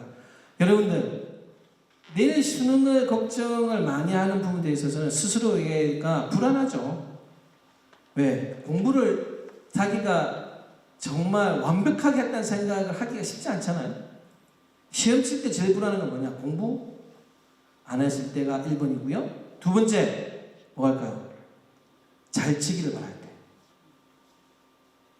못 쳐도 되면 걱정을 안 하고 잡니다. 내일 수능인데 오늘 일찍 자는 친구들 있죠? 각오가 된 거예요. 나 공부 안 했으니까 뭐 안 나와도 돼. 딱 자세가 되는 거죠. 받아들 자세가 되면은 안 하는 거죠. 이렇게 머피의 법칙이라는 것도 실제로 여러분들 금심성이 나오는데 이걸 해결해야겠죠. 자, 그래서 이게 이 걱정을 해결하는 데 있어서 첫 번째 뭐냐? 질문을 해야 됩니다. 내가 이거 왜 걱정하는지. 자, 여러분들도 진짜 뭐 갑자기 밀려오잖아요. 이거 진짜 내가 해서 해결될 걱정인지, 내 걱정은 맞는지, 팀 걱정일 수도 있어요. 옆 사람 걱정일 수도 있어요. 즉 내가 직접적으로 과연 이 걱정을 해야 하는 일인지, 그리고 그 4%에 들어가 있는 건 맞는지. 여러분들 첫 번째는 이 습관이 있어야 돼요. 이게 질문을 던져야 됩니다. 내가 이거 왜 하나? 이 걱정을 지금 왜 하고 있지? 두 번째, 현상이 아니라, 자, 여러분, 우리는 걱정을 하면은 이런 거, 제가 이제 비가 아니라 비를 만든다. 이 걱정의 자기 주체에 대해서 인지를 확실히 하셔야 됩니다. 그래서 질문을 해야 되는 거예요. 내가 영향을 받는 게 맞나? 이게 상황이 벌어졌지만, 오늘 신부님처럼 신부님 늦게 오셨어요? 열차를 놓치셨어요. 저는 편하게 자면서 오면 돼요. 즉, 나하고의 현상적으로, 지금 무관한 거야. 나한테 진짜 이것이 맞는 거야? 어느 상황이 벌어진 나한테 영향을 주는 게 맞나? 이거 생각하셔야 돼요. 세 번째, 습관이고, 사랑. 그러니까 제일 쉬워요, 걱정이. 여러분들, 노력 안 하고, 오늘 말씀 신부님 말 의지 없이 한 것 중에 의지 없이 노력 안 하고 내일에 대해서 제일 편하게 하는 게 뭘까요? 걱정입니다. 이게 그냥 쉬운 거예요. 우리 습관이 됩니다. 그래서 이거는 항상 여러분들은 걱정을 하고 있으면 습관적으로 하는 거 아닐까? 내가 그냥 이거 그냥 하고 있는 거를 돌아보셔야 됩니다. 그리고 이 머피 법칙. 나만이 아니라 뭐다? 누구나. 걱정은 여러분들 제가 유형을 보면요, 우리한테 생긴 일로만 생각합니다. 나한테만 생긴 일로 이렇게 한정하잖아요. 걱정이 됩니다. 소풍 가는데 비가 와요. 비가 올까? 비가 오지 않을까? 나만의 걱정일까요? 모두의 걱정일까요? 그렇죠. 내가 오늘 걱정을 굳이 하지 않아도 돼요. 왜? 소풍 가는 모두가 비 맞을 거니까. 그런데 그거를 꼭 빼서 나만 걱정하는 거죠. 어떤 상황이 생기는 거를 나에게만 생긴다는 생각을 하면은 여러분들 문제가 심각해요. 실제로 며칠 전에 얘가 있었는데 외국에 사시는 분인데 5년 만에 가족이 2개월 동안 여행을 가기로 했대요. 그래서 한국도 들리고 유럽도 들리고 다 교포였는데 만만히 준비를 했대요. 근데 어느 날 전화가 딱 왔대요. 집주인이 나가달라고 그러더라고요. 집 한다고. 한 달 있으면 떠나는데 여기서 여러분들 같으면 어떻게 했어요? 무너지죠. 그래서 이거 어떻게 하지? 온 가족이 우리 한 달 뒤면 가는데 세상에 지금 집배래. 우리 2개월 갔다 오면 끝난대. 갔다 와서 집을 어떻게 찾을까? 엄청나죠? 진짜 큰일이죠. 그래서 빨리 집을 구하자. 부동산을 찾아가려고. 외국에도 그런 데 있대요. 찾아가려고 지하 주차장을 열었는데 차가 없더래요. 싫어요? 자기 차가 없더래요. 내가 잘못됐나? 계속 찾았대요. 없더래요. 어떻게 됐을까요? 차를 훔쳐갔습니다. 세상에 집 빼달라고 해서 한 달 뒤에 여행 와야 되는데 집 구하러 부동산 찾아가는데 내려왔는데 차가 누가 훔쳐가 버린 거예요.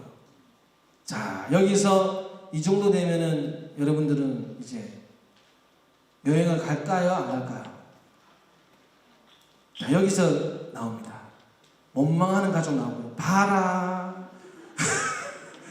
남편한테 원망을 하거나 부인한테 원망을 하거나 자식이 두 사람한테 다 하거나 집을 사자 했는데 왜 안 사가지고 그때 사자 했지 않냐. 요거 뭐 비슷하죠? 차. 그래, 차를 잘 잠그라고. 어제 누가 마지막 차 운전자 누구야? 이렇게 가나요? 안 가나요? 가죠. 그러면 여행을 갈 수 있을까요? 없을까요? 가도 이게 지금 제대로 된 여행이 될까요? 안 될까요? 놀라운 이야기 있습니다. 이분이 한국에 오면 제가 이제 외국 교수님이셔가지고 연락이 왔는데 깜짝 놀랐습니다. 너무 놀랐어요. 어떻게? 안 당황해 합니다. 경찰에 연락했어. 야, 내 차도 훔쳐가네. 10년 됐는데. 그냥 못 찾았으면 좋겠어. 그냥 보험회사에서 돈 줬으면 좋겠네. 고치기도 힘들었는데 너무 우위에 반응했어. 그리고 집은 어떻게 되는가? 이 기회에 좀 작은 데로 갈래 그냥. 다행히 경찰이 3일 만에 차를 찾아줬습니다. 외국 경찰차 웬만하면 안 찾거든요. 3일 만에 차를 줬습니다. 그리고 집은 일주일 만에 줄여간다 생각하고 하니까 어떻게? 구했습니다. 근데 저는 이제 오늘 말씀드려요. 여러분, 이 근심이 엄청나죠? 여러분들 같으면 근심을 아마 해서 가족이 잠시 이별할 수도 있습니다. 어제 저녁에 마지막으로 차 운전한 자는 아마 제가 알기로는 한 차가 발견될 때까지는 집을 나갈 수도 있는 거예요. 근데 이분들 이렇게 걱정했나요? 하지 않았어요. 물어봤어요. 여행은 제가 조심스러워가지고 어떻게 여행을 계속 하죠? 당연히 간다더라고요.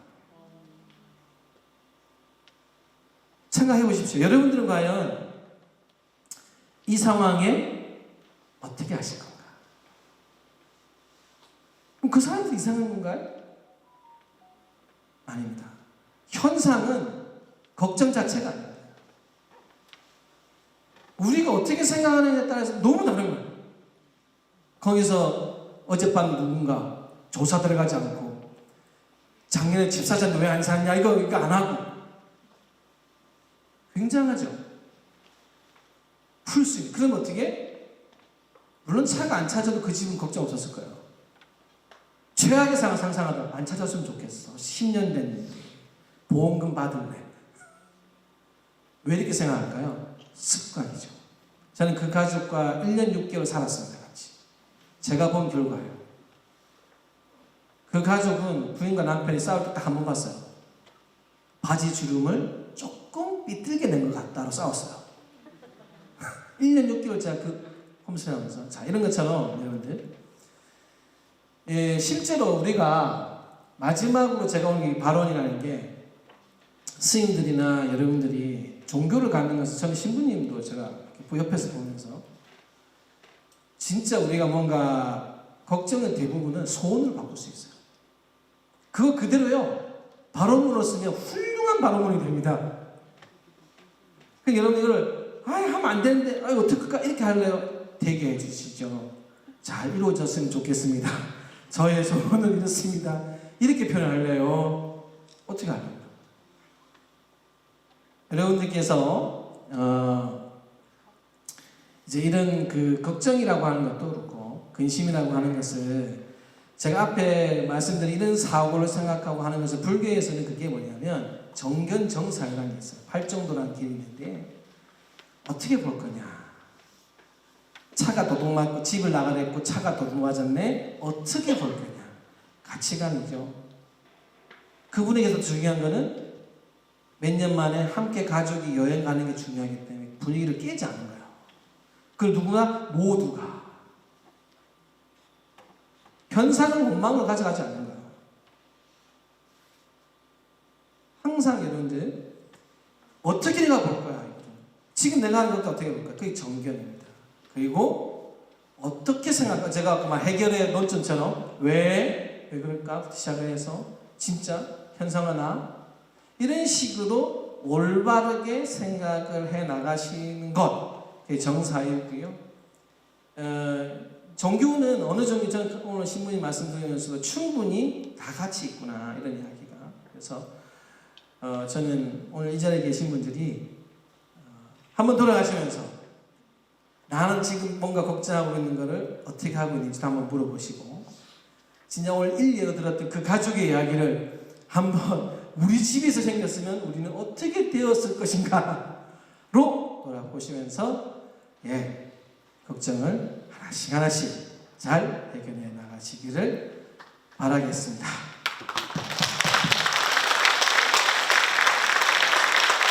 다시 한번 강의를 해주신 하성명 이스트 선수님과 성리스님께 큰 박수 부탁드리겠습니다.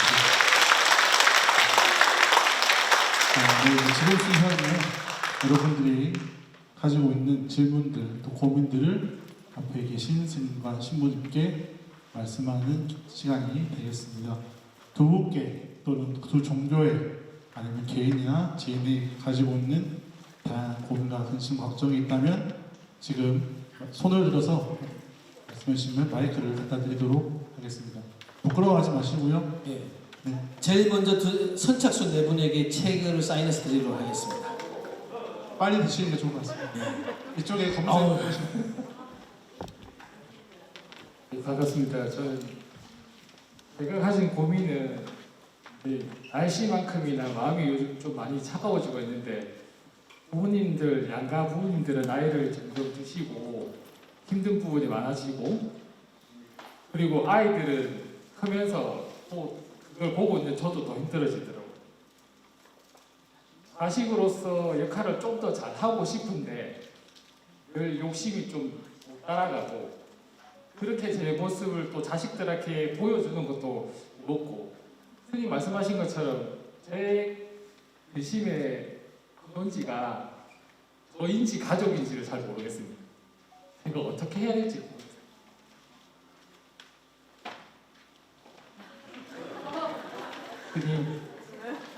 스님이 하시면 될 것 같습니다. 예. 근데 뒤에는 되게 철학적으로 하셨어요. 이 근심이 가족의 근심인지 나의 근심인지. 근데 그 차이가 있나요? 이제 사실은 저는 이제 우리 지금 나이로 여쭤봐야겠죠? 45. 예. 일단 저는 이렇게 질문을 받았을 때 첫 번째로 뭐라고 드리냐면요. 일단 저런 고민을 하고 있는 45세 아버지이면서 아들에게는 굉장히 그래도 좋으세요라고 해줍니다. 45이면은 할 수 있는 거 할 수 없는 것이 막 중첩될 때죠. 좀 더 뭘 하면 할 수 있을 것 같고, 그런데 현실의 벽은 많고, 즉 부모님께 해줘야 될 내가 하고 싶은 부분이 있지만 더 현실적인 것도 있으시고요. 부모님께 다 뭔가를 하기 전에 또 누가 또 보이나요? 자식이죠. 그러면 저런 생각을 안 하면은 이상하지 않을까요? 해야죠. 부모에게는 내가 굉장히 부족한 것 같고, 자식에게도 부족한 것 같고, 단지 이제 오늘 신부님이 해주신 것 중에 하나가 뭐냐면, 그러면 난 뭘 하고 있나? 항상 이런 것 같아요, 저는. 자, 이 걱정이 나쁘다 좋다가 아니에요. 자, 이 걱정을 대신 이제 자세는 된 거예요. 자식으로서, 아버지로서. 왜? 기본적으로 낮춰 있잖아요.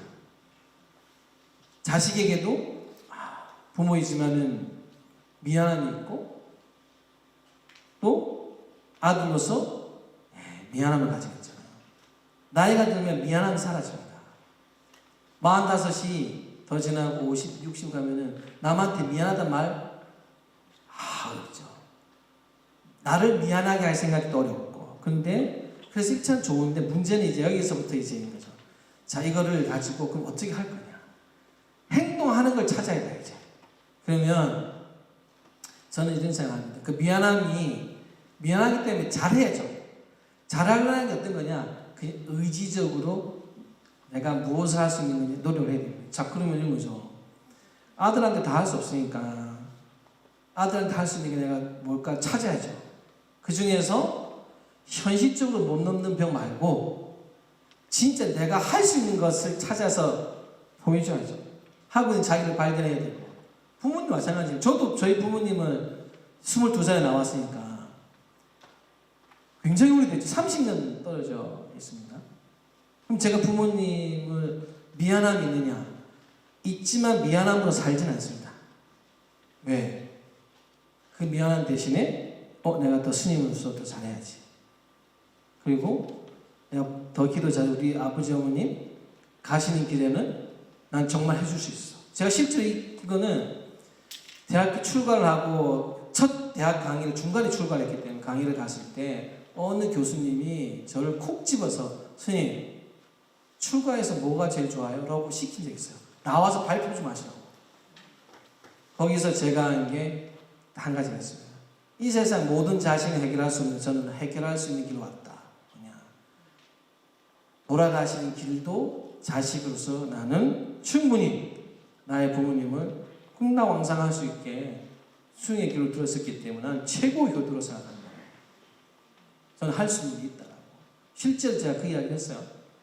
그래서 저도 우리 지금 질문 주신 분에 비하면 못하는 게 훨 많을 거예요. 저희 부친께서 와 계신다고 하셨는데 제가 잡지 안 보이는데 여쭤봐도 그럴 거예요. 훨 못하는 게 엄청 많아요. 근데 미안함 대신에 제가 하나를 합니다. 이제 질문을 주신 분께서도 저는 이제 내가 행동하는 걸 정하셔서 하나씩 자꾸 해보세요. 하시고 계실 거라 생각이 드는데 미안한 자체의 감정은 저는 꼭 그걸 나쁘게 보지는 않습니다. 대신 이제 말씀대로 바로는 하시는 더 건강하시면 좋겠고 이제 또 종교가 있으시면은 자기 종교에서 그런 부분을 좀 채워주고 그게 뭐냐면 그게 이제 믿음이라든지 신앙심으로 이제 더 적극적인 힘을 내는 거거든요. 좀 그렇게 하셨으면 어떨까 하는 말씀을 전해드리고 싶네요. 좋은 답변 다들 오세요. 나중에 책을 또 제가 나중에 나눠드리도록 안녕하십니까. 저는 양산 양주동에 사는 김화원이라고 합니다. 저는 오늘 스님과 그 신부님의 강의를 듣고 저의 어렸을 때 항상 어릴 때부터 저는 태어날 때부터 걱정이 항상 많았던 사람이라서 그러고 어릴 때 저희 걱정을 안 하면 저는 어릴 때부터 걱정을 안 하면 뭔가 항상 안 좋은 일이 생겼던 것 같아서 저는 그래서 일부러 어릴 때부터 걱정을 항상 너무 많이 해서 사람들이 너무 힘들다. 이 정도로 제가 이제 걱정을 좀 많이 하는 사람인 것 같습니다. 근데 제가 걱정을 안 하면 항상 저한테는 아까 높이 혹시 말씀해 주신 것처럼 항상 안 좋은 일이 저는 생겨서 아까 저도 이 걱정하는 게 너무 힘들다고 해야 되나? 그래서 신부님과 그 스님한테 어떻게 하면 걱정을 좀 안 하려고 해도 이 습관이 몸에 배 47년 몸에 밴 습관이라서 이게 너무 힘든 것 같습니다. 그래서 그거를 조금 항상 근데 제가 걱정을 안 하면 안 좋은 일이 자꾸 생기서 제가 어떻게 하면 좀 하루라도 마음 편하게 잘 수 있는지 그게 첫 번째 저의 고민이고요. 두 번째 고민은 저는 저희 집이 원래는 기독교거든요. 저희 집 식구들은. 근데 저도 집이 식구들이 기독교이기 때문에 저도 교회나 성당이나 이제 그런 데 가야 된다는 그런 게 있지만은 저의 마음은 항상 그냥 저는 절에 가면 더 마음이 더 편하고 절에를 가고 싶지만은 제가 절에를 가면 저희 부모님이나 다른 식구들이 절을 또 좀 싫어할 것 같다라는 생각이 들어서 그리고 예수님 저희 집이 예수님 쪽이니까 나는 절에 가고 싶은데 절에 가면 또 이렇게 그러니까 싫어하시니까 예수님 하느님께서 저희 집 식구들이나 다른 사람들한테 또 어떻게 할까 봐서 이런 생각 때문에 제가 진짜 잘 못 가고 있습니다. 그래서 그러니까 절에 가면 그러니까 저는 교회 가면 교회가 좋고 성당 가면 또 성당이 좋고 또 절에 가면 저는 이렇게 절이 좋고 저도 다른 사람들처럼 한 종교에만 이렇게 다 빠지고 열심히 다니고 싶은데 그게 잘 안 돼서 이렇게 좋은 한마디 해주시면 제가 감사할 것 같습니다. 감사합니다. 네, 그 첫 번째 질문하신 거에 대해서 대답을 드리면 우리가 왜 남 걱정을 좋게 해주는 사람 있잖아요. 예를 들어서 야 오늘 비 올 것 같아. 근데 야 거짓말하지 마. 일기예보도 비 안 오고 지금 하늘도 비가 오는데 이게 비가 온다고? 근데 정말로 비가 오는 경우도 있잖아요. 그러면 그런 걱정이 누군가는 고맙다고 얘기를 하는 게 되는 거잖아요. 그러니까 본인이 계속 해오시는 그런 걱정들이 아까 제가 말씀드렸고 스님이 말씀하신 것처럼 의지 없이 그냥 걱정이 걱정을 잡아먹는 건지 뭐 예를 들어서 천장이 무너지면 어떡하지? 네, 아니면 바닥이 갈라져서 바닥으로 떨어지면 어떡하지? 아니면 멀쩡한 침대가 부러져서 허리 디스크가 걸리면 어떡하지? 이런 쓸데없는 게 아니라고 한다면 다른 사람에게 도움이 되고 어떤 내가 의지적으로 좋은 일을 하는데 그거보다 걱정이 조금 과하다는 게 문제라고 한다면 되게 죄송한 말씀이지만 연세를 더 드시면 줄어들 겁니다. 귀찮아서 이제 없어질 거고요. 근데 어쨌든 그 걱정이 다른 사람에게 도움이 되는 거고 내가 어떤 노력들을 하는데 그게 좀 과하다. 그건 분명히 옆에 있는 사람들이 야 너 좀 과하다라고 하지만 싫어하진 않을 거예요. 근데 이제 그게 어쨌든 다른 사람하고 좀 다른 거고 내가 좀 이렇게 그 걱정 때문에 고민이 많으신 건데 그거는 너무 고민하실 건 없을 것 같고 그 의지를 가지고 다른 사람을 위해서 하는 걱정이라면 아까도 말씀드린 것처럼 좋은 걱정도 분명히 있다. 그리고 아마 내가 다른 사람들에게 크게 미움받거나 다른 사람이 싫어하지 않는다면 항상은 아니지만 나의 걱정 때문에 도움을 받았던 사람들도 있다. 그래서 이 걱정이 건강한 걱정이니까 이 건강한 걱정을 스님이 말씀하신 것처럼 걱정에만 머무는 게 아니라 의지를 가지고 이제 불교식 표현으로 하면 이제 발언으로 바꿀 수 있도록 노력을 하셨으면 좋겠고요. 두 번째 것에 대해서는 물론 저희가 이제 종교인이니까 당연히 종교를 쇼핑으로 다니면 안 됩니다. 안 되지만 제가 보기에는 좀 특별한 케이스인데 왜냐하면 천주교 신자 중에서도 시어머니가 독실한 불교 신자거나 시어머니가 독실한 개신교 신자인 경우가 있어요. 근데 며느리는 독실한 천주교 신자예요. 그래서 시어머니가 너 종교 바꾸지 않으면 절대 결혼 못한다. 근데 막 아들이 막 자기 죽겠다 그러고 막 자기 혼혈할 거다 그러고 막 자기 뭐 머리 깎을 거다 뭐 이런 얘기를 하니까 그 어머니가 이제 마지못해 승낙을 해주는 건데 그런 경우에 어머니랑 같이 살든 안 살든 집안이 평화로울 수는 없거든요. 근데 어쨌든 지금은 이제 집안의 종교가 있고 내가 하고 싶은 게 있는데 이제 그런 분들한테 제가 뭐라고 말씀드리냐면 어머님이 돌아가실 때까지는 절에도 가고 성당에도 가고 근데 이제 한 가지 좋은 점은 절은 자주 안 가도 되더라고요. 성당은 적어도 아무리 안 가도 일주일에 한 번은 가야 되거든요. 그래서 제가 내가 그분이 절에만 갔다 거꾸로 그분은 절에만 가면 마음이 불편하대. 왜냐면 자기는 독실한 천주교 신자인데 내가 이 절에 간 것 때문에 하느님한테 우리 식구들, 우리 원래 친정 식구는 다 선조교 신자잖아요. 우리 식구들이 벌 받는 게 아닐까, 아니면 내가 벌 받는 게 아닐까, 뭐 우리 가족이 잘못되거나 자녀가 잘못되는 게 아닐까, 그런 고민들을 많이 하시는데, 그분한테 제가 말씀드리는 거는 어머니 돌아가실 때까지는 가정의 평화와 본인이 좀 마음이 불편하더라도 다수의 사람들이 마음이 편안한 거잖아요. 그리고 그 한 가지를 들어드리면, 물론 종교가 아무것도 아닌 건 아니지만 그 한 가지를 들어드리면 시어머니가 다른 것 때문에 나를 트집 잡을 게 줄어드는 거잖아요. 근데 예를 들어서 그걸 안 하게 되면 그 한 가지도 안 하니까 나머지로 트집을 잡을 수도 있으니, 그래서 원래는 종교를 쇼핑하면 안 되지만 그런 상황 속에 있으시다고 할 때 저에게 상담하신 그분한테 제가 드린 말씀은, 어머니 돌아가실 때까지는 저에 가서 그 불편함을 나머지 사람들이 잘 지내고 기뻐하는 모습, 특히 이제 어머니가 기뻐하는 모습으로 내가 해드리면 어머니가 기분이 좋으시니 나에게 다른 걸 해주실 수 있는 걸 선택하시는 게 낫지 않나, 그렇게 주로 대답을 해드리고 있습니다.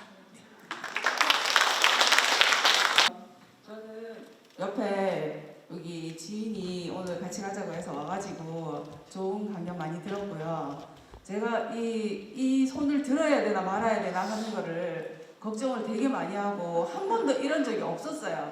근데 오늘은 내가 이 손을 들어가지고 저 책을 내가 받아야겠다 하는 이 마음 하나로 제가 끝나자마자 손을 들었습니다. 그거를 생각하면 오늘 강연을 좀 잘 들었다 하는 생각이 들고요. 제가 여쭤보고 싶은 거는, 저는 늘 저보다는 주위 사람들을 먼저 생각하면서 살았거든요.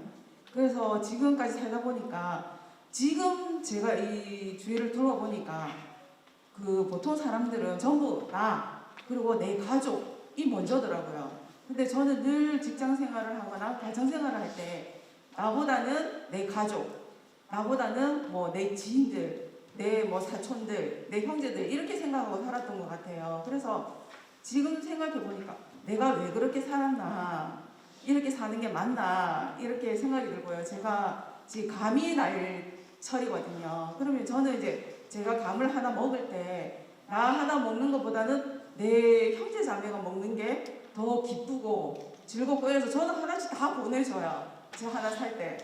근데 가족들은 제 형제 자녀, 형제분들은 자기랑 어디 좋은데 놀러 가고 뭐 맛있는 거 먹으러 가고 해도 전혀 그런 게 없더라고요. 그런데 그런 게 되게 섭섭하더라고요, 저는.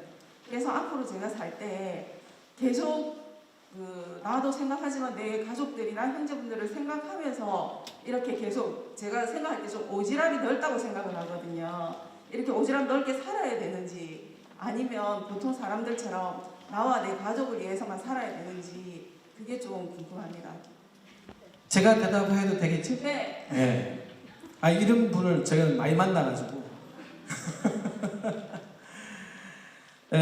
이제 우선은 이제 감을 맛있을 때죠 지금. 저도 많이 이렇게 보내주시더라고요. 이렇게 답장을 이제 꼭 보내드려야 되는데 가끔 놓칠 때가 있어요.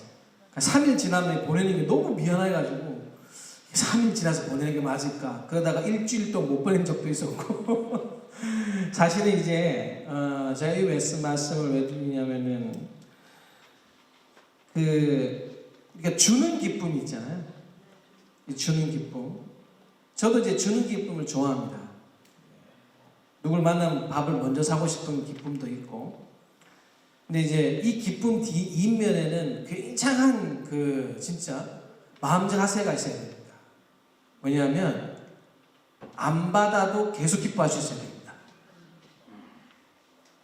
근데 이제 참 우리 마음이라는 게 주고 섭섭함, 주고 마음이 서운해지면 이게 엄청 커지거든요. 안 주고 안 받았을 때 섭섭함이 훨씬 커질 수 있어요. 그리고 이런 게 있습니다. 이제 늘 가족분을 잘해주신다고 하시는데 받는 분들은 익숙해졌을 수도 있어요. 뭐 우리 동생은, 우리 언니는, 우리 누나는 거기에 감 많은가 보다. 나 감 별로 안 좋아하는데 오늘 또 감 보내. 이게 사실 이제 늘 해주는 부분들이 익숙해져서 어느 순간에는 특별하지 않을 수는 있어요. 그러니까 그분은 받는 게 주는 부시는 것보다는 크게 안 기쁠 수도 있습니다. 그러니까 우리는 대신 제가 그래서 이런 말을 많이 하는데 주는 기쁨을 하기 위해서는 마음이 훨씬 커야 됩니다. 주는 기쁨은 자칫 잘못하면은 반응에 따라서는 정말 극과극을 치를 수 있기 때문에 이제 그래서 아까 전에 참 보내 너무 기쁜데 너무 대답이 없이 섭섭하다. 이건 기쁜 걸까요? 슬픈 걸까요? 내가 감을 이 주는 기쁨이라는 것보다는 뒤에 돌아오는 것을 더 섭섭함이 크고 내가 주니까 너희들도 좀 이렇게 더 가까워지면 되지 않을까는 이제 항상 저희들이 그 이야기를 합니다. 그거는 자신의 생각이라고. 그리고 남들은 더 자기만 집중하는 데 갖다 표현하시고 남들도요 또 대충 잘 하고 삽니다. 주변에. 대신 제가 그 부분이 더 크게 보이신 이유가 섭섭함이 크시구나. 아니, 왜냐하면 이제 다른 사람들은 자기에 더 집중해처럼 보이는 거는 아마 다른 사람들도 누군가에 하는 걸 굳이 뭐 표가 안 나지만 표현해서 자기를 좀 더 언어적으로 이야기를 할 때 그걸 더 많이 귀담아 들을 수 있습니다. 왜? 내가 섭섭한 부분이 있으면요 상대들에 대해서도 그 기준에서 보는 게 있습니다.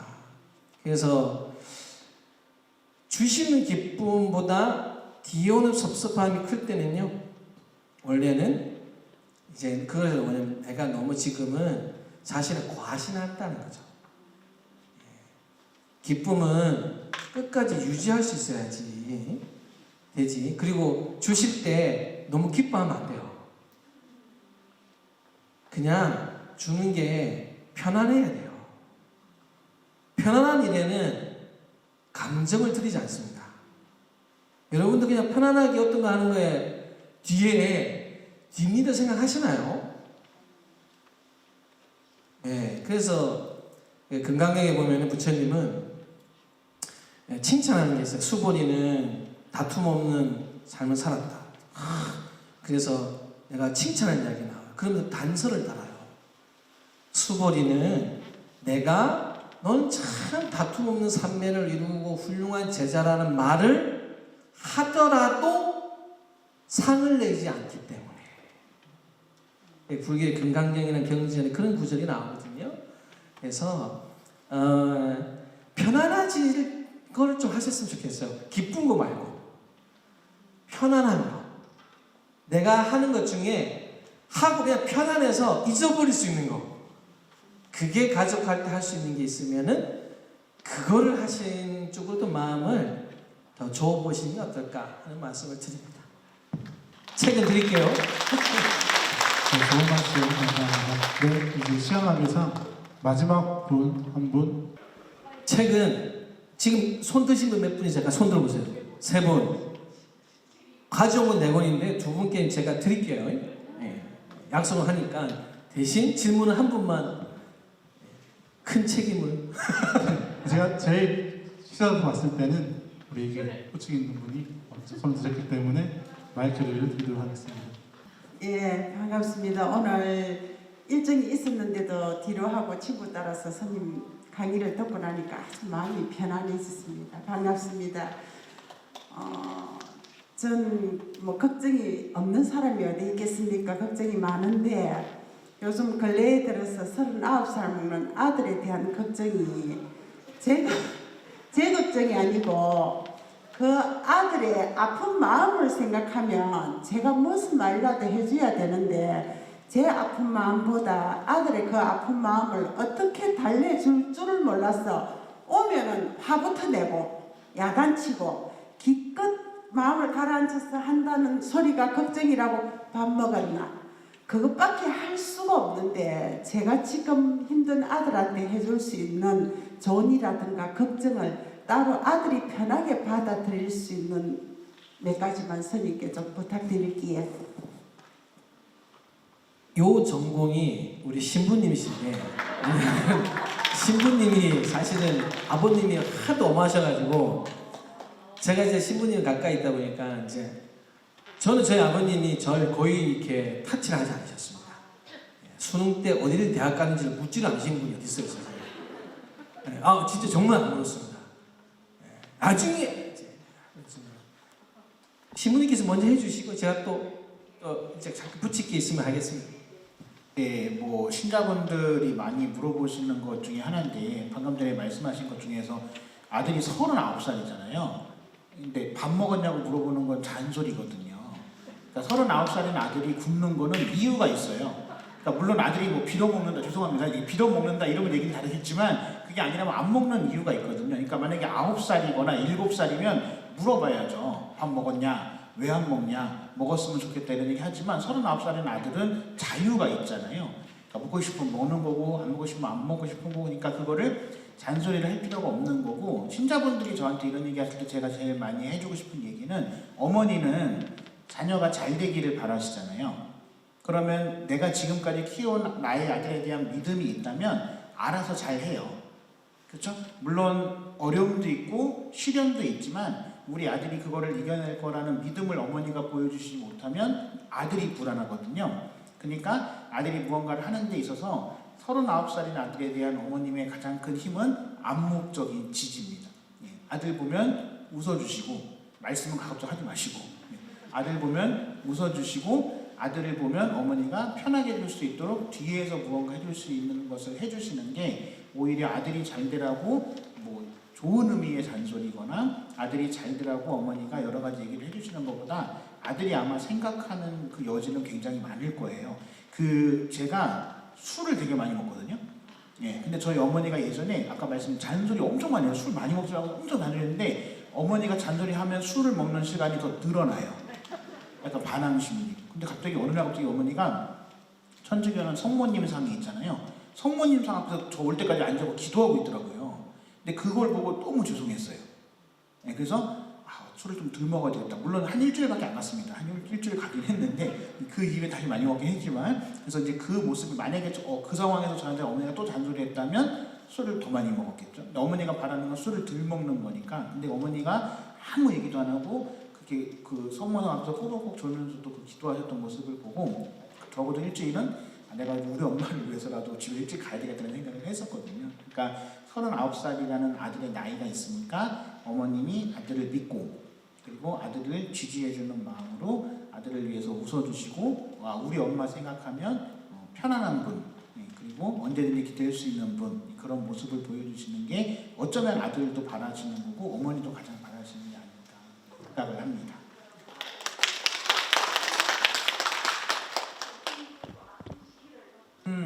예.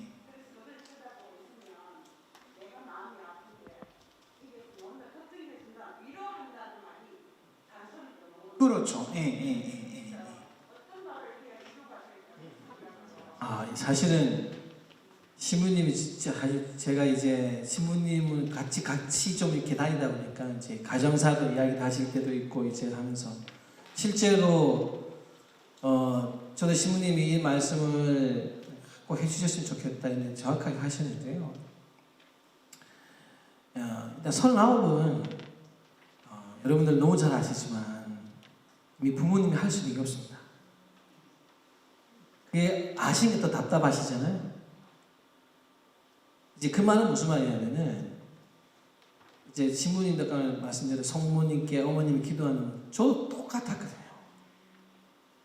자식은 직접적으로 나를 어머니가 걱정하냐 안 하냐를 말이나 어떤 걸 표현하지 않아도 그건 모를 수가 없습니다. 근데 자식 되게 미안하잖아요. 어머니 나 걱정하고 있는 거 아닌데 어머니가 그거를 다른 쪽으로 승화시키고 있는 모습을 보면요 안심이 옵니다. 내가 어머니를 걱정시키고 있는 자식도 알거든요. 근데 어머니가 역시 그 걱정으로 나를 보고 있어요. 거울이 이렇게 마치 거울 두 개 마주치면 이렇게 막 엄청나게 깊어지는 모습 보죠. 똑같은 거죠. 그럼 신부님 말씀대로 어떤 거울로 보여줄 거냐는 거예요. 아들은 이미 아프고 힘들고 하니까 그 모습이 나오잖아요. 근데 똑같은 걱정 하나 더 있는 엄마를 앉혀놓으실래요? 아니면 엄마가 어떤 식으로든지 그 아픔을 미안함이라든지 자식은 내가 한마디 해줄 수 없는 그 아쉬움과 미안함을 종교적이든 어떤 식으로 해서 그냥 웃는 사람을 앞에 하나 둘 건지. 이 세상의 자식 중에 우는 어머니를 보고 싶겠어요. 그러면 안 그러면 그 어린 시절에 그냥 늘 오면은 이 세상에 저 엄마 품에 가면은 다 해결될 것 같은 그러한 눈빛으로 아들 앞에 앉아 계실래요? 이거는 제가 볼 때 고민할 문제가 아니라 생각해요. 그래서 항상 이 종교인들은 이런 게 있습니다. 너무 슬픈 분을 만나도 같이, 그러니까 동사섭이라 같이 마음을 주고는 받지만, 예, 항상 거기에서 저희들 스스로는 그 마음에 젖어 있지는 않습니다. 같이 그런 모습을 보여주게 되면 잘못하면 이게 더 깊어져서 갈 수 있잖아요. 그래서 부처님은 항상 자신의 본내를 제일 해결을 먼저 하셨잖아요. 그 사람을 만나잖아요. 그처럼 힘드신 거죠. 차라리 울면서 아이고 위로해주고 싶은 말이 더 편하겠지만 그거는 더 참으시고 어떤 뭐 종교적으로 생활을 하시든 아니 어머님이 하시는 일이 있으면 그냥 그 거리를 그냥 평상적으로 나는 흔들리지 않고 나는 하고 있어 라고 보여주면은 아들은요 아마 그것이 이 세상에 가장 편안하시고 따뜻한 어머니를 보는 위안이 이 세상 위안 중에 제일 큰 위안이 아닐까 하는 말씀을 드리고 싶습니다.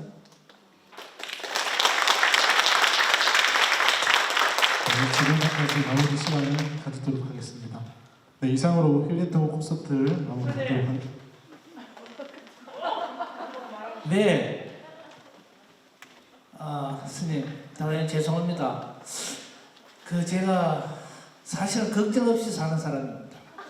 걱정만 있으면은 이 배가 좀 들어갈 건데, 그리 사는 부산에서 온 대연동에 사는 강기철입니다. 사실상 스님 올 때까지 제가 걱정이 없었는데 여기 오면서 걱정이 하나 생겼습니다. 내가 오늘 여기로 오는데 50km를 둘러서 왔습니다. 그 이유는 어제 저녁에 잠들기 전에 제 집사람이 일하더라고. 내일 통도사 좀 가자 그러더라고. 그래서 그래 무슨 일로 가는지 친구 몇 분 하고 성진 스님 강의가 있는데 가자. 그래 내 생각에 밤에 무슨 시간이 때가 7시라더라고요. 그래서 집에서 이제 오늘 6시에 나와서 통도사까지 딱 갔어요. 통도사까지 딱 가니까 그 사거리 앞에 딱 서니까 여기 아닌데요 하는 거야. 그래 어디 가니까 양산시청 있는데 여기 문화예술회관이래요. 그래서 딱 계산을 하니까 25km 딱 50km 둘렀어요. 그래도 여기 주차장에 차를 대고 들어갔는데 와서 들으세요 하는 거라. 그래서 사실은 절에 가면은 절벽에 백화에 우화 있습니까? 소를 몰고 가는데 소가 물을 먹고 안 먹고는 소 마음입니다. 끊고 가는 거는 사람 마음이지만 해도 그런데 그럼 내가 듣고는 내 마음인데 듣고 싶더라고요. 그래 와서 들었는데 참 좋았습니다. 스님.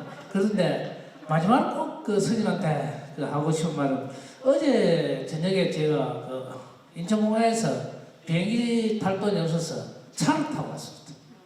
제가 직접 몰고 부산까지 왔는데 와서 오늘 아침에 식탁에 딱 보니까 책이 한 권 딱 나 있어요. 그래 오늘 스님이 쓰신 책인데 그걸 딱 보니까 내가 그랬어요. 당신 이거 스님한테 가서 건의 좀 해라. 그래 뭐가요? 하느라 글씨가 이렇게 작아갖고 되겠나? 이 스님의 표현이 거짓도 좀 나오사리고 나이 많으신 분들인데 이거는 젊은 사람들이 읽을 글씨지 좀 그런 글씨로 바꿔달래라. 내가 그랬습니다. 근데 제가 각설하고 오늘 둘러온 이유가 그랬는데 제가 그렇습니다. 저는 아마 오늘 여러분들 오신 분들 중에서 제가 나이가 저는 6.25 사변도입니다. 1950년생인데 그래 이제 나는 사실 일을 하면서 체크를 몇 번 합니다.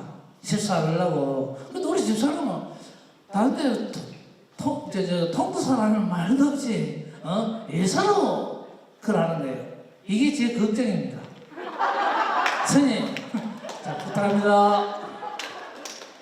예, 일단은 글자를 작게 인쇄를 한 우리 출판사에서 이 부분들은 대신해서 죄송하다는 말씀을 드리고 일단은 뭐 제가 볼 때는 이제 50km를 돌아서 와주신 그 의지 자체가 아마 지금까지도 부인과 사시지 않는 의지실 거라고 생각이 들고 그래도 부인 한마디에 저는 있습니다. 저분이 우리 어르신께서 이렇게 말씀하시지만 야 그래도 부인 한마디에 움직이는 분이시구나. 아니 그 부인이 그렇게 체크를 많이 하시는 분인데 부인 통도할 정말 하신 거 보면은 가정에 큰 무리는 없으신 것 같습니다. 왜냐하면 저는 가족은 옳은 말이든 싫은 말이보다는 아마 이제 때로는 틀린 말이라도 내 옆에 있는 사람이 저렇게 믿고 우직하게 믿고 갔다가 50km 돌아서라도 와서 있는 저 마음에서 오늘 가서 한마디 하셔도 대단히 좋아하실 거니까요. 그래도 이제 이 자리 빌어서 손 들고 스님이 하지 말라는데도 거기서 하신 것에 대해서는 감사합니다. 다음에 또 기회가 됐을 때 여러분들 또 뵙고 하겠습니다. 네, 안전한 귀갓길 되시길 바라고요. 이상으로 11월 16일 빌리터 콘서트를 마무리하도록 하겠습니다. 네, 감사합니다.